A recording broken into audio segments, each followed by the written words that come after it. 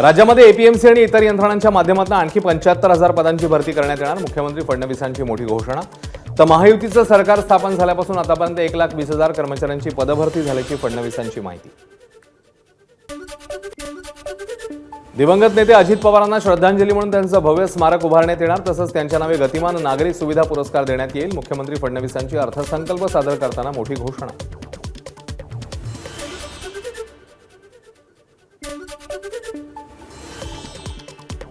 स्वातंत्र्यवीर सावरकरांना भारतरत्न पुरस्कार देण्याचा ठराव विधानसभेमध्ये मागे. भाजप नेते सुधीर मुनगंटीवारांनी मांडला होता अशासकीय ठराव.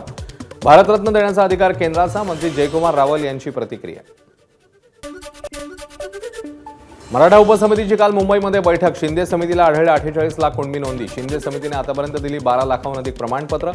6 महिन्यात संभाजीनगरात 49,000 तर बीड जिल्ह्यात केवळ 34,000 प्रमाणपत्र वितरित.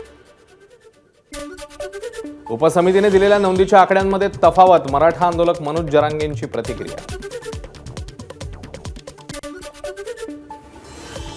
येत्या रविवारी होणारी एमपीएससीची मुख्य परीक्षा पुढे ढकलली. 29 मार्चला होणारी परीक्षा आता 5 एप्रिलला होणार. एमपीएससीच्या पूर्वपरीक्षेचा निकाल जाहीर होण्यास उशीर झाल्यानं मुख्य परीक्षा पुढे ढकलली.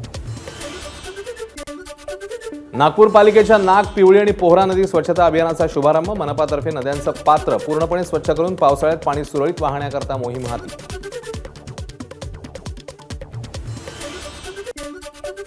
उद्योगपती अनिल अंबानींच्या सहकंपन्यांवर ईडीचे छापे. मुंबईत 10 ते 12 ठिकाणी कारवाई. रिलायन्स कम्युनिकेशन, रिलायन्स आरकॉमशी संबंधितांवर छापे.